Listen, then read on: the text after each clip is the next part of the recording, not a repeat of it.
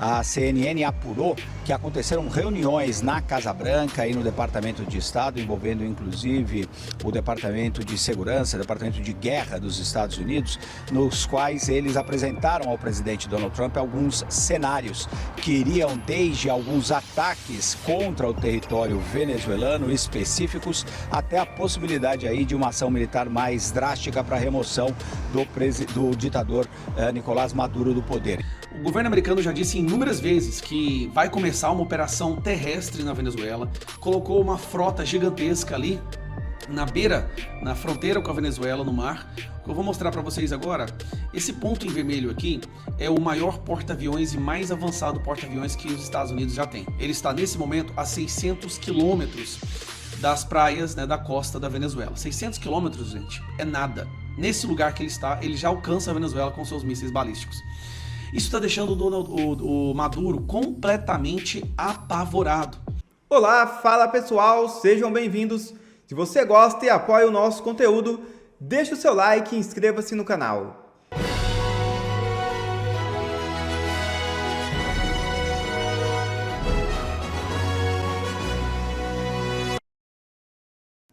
André Mendonça toma decisão, surpreende todos e acaba dando lição em Moraes. É isso mesmo. O Supremo Tribunal Federal autorizou na noite deste sábado que a médica Thaisa Hoffmann deixe o regime fechado e passe a cumprir prisão domiciliar. Esposa do ex-procurador-geral do Instituto Nacional do Seguro Social, Virgílio de Oliveira Filho, ela é investigada por supostamente utilizar empresas de consultoria para intermediar o pagamento de propinas destinadas a lobistas e empresários que, em troca, favoreciam seu marido em esquemas ligados à farra dos descontos indevidos aplicados a aposentados. A decisão foi assinada pelo ministro André Mendonça, que acolheu o pedido de habeas corpus formulado pela defesa. Os advogados argumentaram que Thaisa está amamentando um bebê de 1 ano e necessita permanecer próxima à criança. Segundo informações, o filho ficou aos cuidados da avó e Thaisa chegou a amamentá-lo na própria carceragem durante o sábado. Apesar de inesperada e surpreendente, a decisão de Mendonça serve como lição para o ministro Alexandre de Moraes. Moraes, por muito tempo, negou a possibilidade de prisão domiciliar para a presa do 8 de janeiro, Débora do Batom. Maduro canta Imagine de John Lennon para pedir paz aos Estados Unidos. É isso mesmo. Em comício, o ditador entoou o hino pacifista enquanto fazia sinal de paz e amor com as mãos. A medida desesperada foi a fim de pedir que os Estados Unidos não invistam em uma ação militar contra a Venezuela. A cena foi registrada durante um comício com bolivarianos neste sábado. O ato de Maduro acontece em um contexto de tensão militar no Caribe. Nos últimos meses, o presidente Donald Trump deflagrou uma operação contra o narcotráfico e vem abatendo embarcações que estariam ligadas à prática criminosa. O republicano acusa Maduro de liderar o cartel de Los Soles. Há a possibilidade de que o chefe do executivo deflagre uma operação militar em terra. Questionado por jornalistas sobre as reuniões que teve com o Departamento de Guerra para tratar do tema, o chefe da Casa Branca afirmou já ter tomado uma decisão sobre o assunto, mas que não podia entrar em detalhes. Maduro sabe que está chegando nas últimas horas da sua ditadura. E lembrando, uma vitória contra o autoritarismo, contra uma ditadura, ela deve ser celebrada não importa em qual país ela aconteça. E para nós, brasileiros, essa celebração tem que ser ainda mais enfática. Afinal de contas, é um país vizinho que financiou durante muitos anos o PT, a esquerda e vários líderes da esquerda na América Latina. Como Carvajal está delatando nos Estados Unidos, boa parte da esquerda da América Latina, inclusive o PT, foi financiado pelo narcotráfico da Venezuela. E agora esse narco-estado está prestes a tombar. O governo americano já disse inúmeras vezes que vai começar uma operação terrestre na Venezuela, colocou uma frota gigantesca ali na fronteira com a Venezuela, no mar. O que eu vou mostrar para vocês agora, esse ponto em vermelho aqui é o maior porta-aviões e mais avançado porta-aviões que os Estados Unidos já têm. Ele está nesse momento a 600 quilômetros das praias, da costa da Venezuela. 600 quilômetros, gente, é nada. Nesse lugar que ele está, ele já alcança a Venezuela com seus mísseis balísticos. Isso está deixando o Maduro completamente apavorado. Maduro não dorme no mesmo lugar todas as noites, ele está sempre mudando de lugar. ele já ofereceu para os Estados Unidos toda a sua reserva de petróleo desde que ele possa ficar no poder, porque a imprensa, a esquerda, fala que o único interesse do governo americano é ter acesso ao petróleo da Venezuela. Bom, Maduro concedeu acesso a esse petróleo e mesmo assim os Estados Unidos não está cedendo. Sabe por quê? Porque a guerra não é para conquistar o petróleo, pegar o petróleo da Venezuela. Essa guerra é para acabar com o narco-estado que a Venezuela virou, que inclusive financia a esquerda na América Latina. Então, Donald Trump, que lá atrás estava todo de peito estufado, né, querendo enfrentar, disse que ia acabar com os americanos, soltou vídeos aí armando população, que na verdade eram senhorinhas funcionárias públicas que não sabem nem segurar um fuzil, né, muito menos uma pedra, como diz aquelas analistas, né? Donald Trump agora jogou todo mundo que apoia ele, que na verdade aqui você tem só funcionários e parasitas do Estado, familiares dos parasitas do Estado, tá bom? Ele juntou essa galera para fazer um comício e surtou. No meio do comício dele, gente, ele começa a cantar Imagine, do John Lennon. Assim, é uma coisa surreal que a gente está testemunhando. O cara está realmente fora de si. E o MST disse que vai mandar a gente para a Venezuela para lutar com ele. Inclusive, o Lula saiu do evento da COP30 para ir lá na Colômbia prestar solidariedade a esse cara, um narcotraficante, um ditador, que vai ser derrubado em questão de dias. Olha o que o Maduro fez. Peace, peace, peace. Não, olha o desespero do cara. Hacer todo por la paz. Como decía John Lennon, ¿no? Alfred Nazaré, ¿cómo era la canción de John Lennon? Imagine us people. Os people.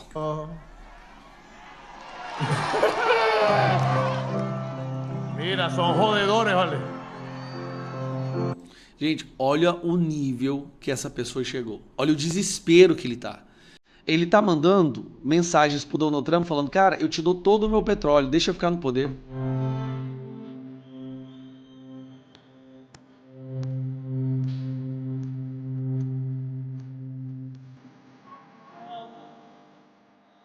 Gente do céu, como é que a pessoa chega nesse buraco?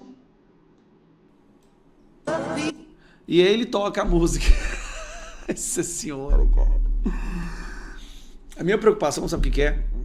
O Lula tá morrendo de medo, porque se o Maduro for pego e ele começar a delatar, para diminuir a sua pena, e delatar tudo que a Venezuela fez, vai estar lá o nome do Lula, Cristina Kirchner, Evo Morales, Gustavo Petro, toda essa galera que são os líderes da esquerda. Inclusive, acho que até a Gleisi Hoffmann, de acordo com o Carvajal, recebia dinheiro. Ele vai ter muita gente que vai cair. Por que você acha que o Lula mandou um avião da FAB pegar a primeira-dama que foi condenada por corrupção no Peru no esquema da Lava Jato? Porque ela tem informações que podem derrubar o Lula. A preocupação do Lula é o que o Maduro vai falar contra ele. Isso pode ser o fim do Lula por completo. Então eles estão desesperados. Por isso que o Mauro Vieira foi lá prestar solidariedade. Mas é um fim de mais um narco-estado. Eu vou gravar um vídeo agora mostrando para vocês o que está acontecendo no México. O que está acontecendo no México é histórico. A população do México... Eu vou te explicar, mas você não está entendendo a convulsão que virou aquilo ali. Mas por enquanto, saiba que o Maduro realmente perdeu toda a noção e agora está cantando Imagine All the People, pedindo para o Trump não invadir a Venezuela. Os Estados Unidos continuam ampliando a pressão contra o governo do presidente Nicolás Maduro, ditador de plantão na Venezuela.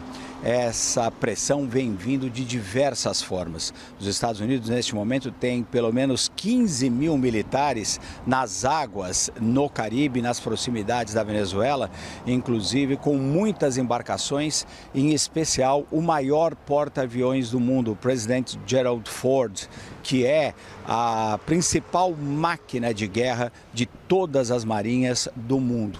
Foi deslocado esse porta-aviões junto com vários outros navios de guerra recentemente, justamente para pressionar os venezuelanos. O presidente Donald Trump disse também que já aparentemente tomou uma decisão de como reagir aí contra o governo venezuelano, embora ele não tenha dito exatamente o que ele vai fazer.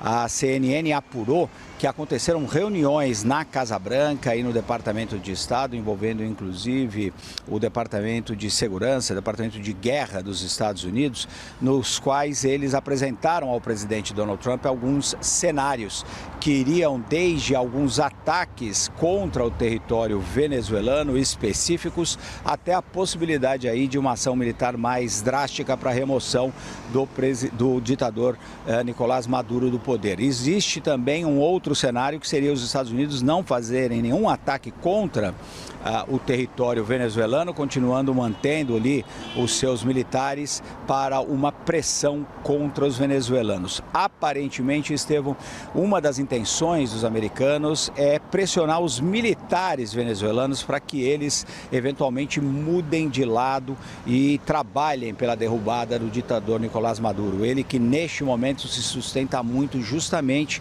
no apoio que ele tem entre os militares no país, que controlam uma grande parte da economia. E o último movimento dos americanos para pressionar o governo da Venezuela foram esses exercícios militares em Trinidad e Tobago, que vão começar hoje, neste domingo, devem durar 5 dias, vão envolver milhares de soldados norte-americanos muito próximos ali do litoral da Venezuela. O ditador Nicolás Maduro criticou duramente os Estados Unidos por anunciarem esses exercícios e também o governo de Trinidad e Tobago, porque ele diz que eles estão praticamente vendendo a sua soberania para os americanos. O ditador venezuelano também disse que as milícias na Venezuela devem se preparar para eventualmente defender o país caso exista algum tipo de ataque. Estevão, uma última informação. Eu apurei com várias fontes o que o Brasil está achando dessa movimentação num país fronteiriço. O Brasil está acompanhando, obviamente, com muita atenção por diversos ministérios, Ministério da Defesa, Ministério das Relações Exteriores, o próprio Palácio do Planalto, esses acontecimentos nas proximidades do Brasil, ali no Mar do Caribe neste momento e eventuais ameaças contra a Venezuela. A avaliação brasileira é que mesmo a ameaça do uso da força já é um grande problema e causa impactos no povo venezuelano. O Brasil, até o momento, tem defendido, nas palavras do próprio presidente Lula, que a América do Sul é uma região de paz e precisa ser mantida dessa forma. A longa tradição dos governos brasileiros na sua diplomacia é de, obviamente, defender a integridade territorial e nacional, especialmente dos países da região, e está vendo com muita preocupação tudo isso que está acontecendo. E ontem, no sábado, Estevão, o ditador Nicolás Maduro fez um grande comício na zona leste de Caracas e ele mais uma vez defendeu a paz também na Venezuela. Ele chegou inclusive a cantar um trechinho da música Imagine, do John Lennon, um hino aí do movimento pacifista. Reunião do governo Lula com Marco Rubio sobre o tarifaço vira um desastre. E a tensão aumenta com o governo Trump. Bom dia, bom dia, bom dia para você que, assim como eu, tá se divertindo, mas ao mesmo tempo tá sofrendo, assistindo essa saga do governo Lula que sai por aí comemorando desastres e péssimas notícias para o Brasil. Dessa vez foi a nova reunião entre Mauro Vieira, ministro das Relações Exteriores de Lula, e do outro lado Marco Rubio, secretário de Estado americano. Mas será que tem algum motivo para comemorar como o governo saiu comemorando? Nesse nosso encontro com justiça, eu vou te responder a isso e vou te mostrar mais outras duas coisas. Qual é a novidade do governo Lula que irritou o governo Trump? E lá no final vou te mostrar como que o STF está atrapalhando o acordo entre Brasil e Estados Unidos. Antes de seguir, eu quero agradecer a todos vocês que, como eu pedi ontem, oraram e torceram pela participação da minha filha Luísa no campeonato de tênis ontem. Olha ela aí, gente, não é linda? O que eu mais queria como pai era que ela aprendesse com essa experiência e ontem ela teve uma importante lição de vida que eu vou contar para vocês no final. Bora então agora direto para o primeiro ponto. Olha, como sempre, havia uma expectativa muito grande para mais uma reunião entre Mauro Vieira e Marco Rubio. Será que dessa vez saiu alguma coisa boa dessa reunião, além de marcarem uma nova reunião? Eu vou deixar o Lorival Santana, da CNN, que apurou exatamente o que aconteceu, contar para você em 40 segundos.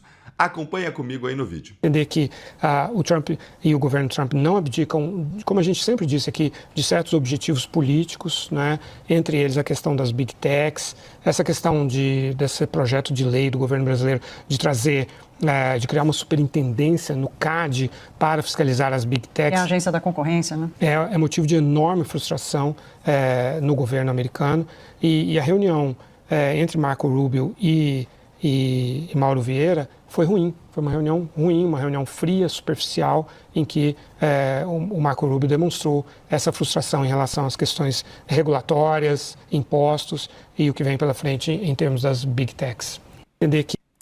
Prestaram atenção, gente, foi uma reunião péssima, foi horrível. O Rubio ele foi bem claro de que os americanos eles não estão nada contentes com a situação das Big Techs no Brasil, da liberdade de expressão. E agora o governo deu para inventar uma nova regulamentação.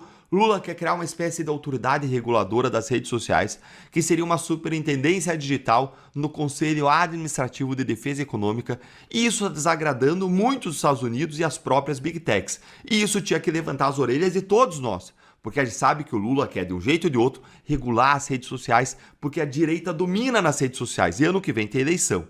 Então isso aqui tem que preocupar todos nós. E o governo Trump ele deixou claro nessa reunião que ele é contra esse tipo de controle das redes sociais pelo governo brasileiro. Mas adivinhem quem criou ainda mais problemas para as redes sociais, hein? Adivinha aí, adivinha, conta aí nos comentários. Ninguém mais, ninguém menos do que o Supremo Tribunal Federal. Se essa foi a sua resposta, parabéns, você acertou. Sempre eles atrapalhando. Vamos ver isso. E enquanto a gente vê, eu vou pedir para você sentar o dedo no like, para você se inscrever no canal, para você clicar no sininho, como você vê aí, ó, tô usando pela primeira vez aqui isso aqui no canal. Depois me diz aí se gostou também. E isso é para você não perder nada, para voz a nossa indignação chegar mais longe. E enquanto você vai clicando aí, vamos para o segundo ponto. Deltan, como assim o STF está atrapalhando a relação do Brasil com os Estados Unidos? Então, gente, o STF atacou as redes sociais mais uma vez e atacou até os streamings. E eu vou explicar agora isso para você. Dá uma olhadinha aí, ó. Você sabia que o STF ele causou uma perda de 3,4 bilhões de reais para a Netflix? Essa briga envolve um tributo chamado Contribuição de Intervenção no Domínio Econômico, que é chamado aí de CID Tecnologia.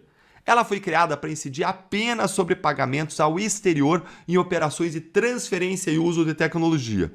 Mas agora, a CID Tecnologia já alcançou royalties e outros serviços técnicos. E o STF entendeu de uma forma que leva a Netflix a pagar bilhões de reais que antes a empresa não pagava. Olhem aqui a explicação de um executivo da Netflix sobre o caso. O Supremo do Brasil decidiu que o imposto se aplica a uma gama mais ampla de transações do que nós pensávamos ser legalmente permitido. Em particular, que se aplica até mesmo a pagamentos e serviços que não envolvem transferência de tecnologia, explicou o executivo americano. Vocês entenderam? O STF está pegando um tributo que era para uma coisa e expandindo para outra, num caso claro aí de ativismo. Vejam ainda o que esse executivo diz sobre esse caso brasileiro de cobrança de imposto, gente.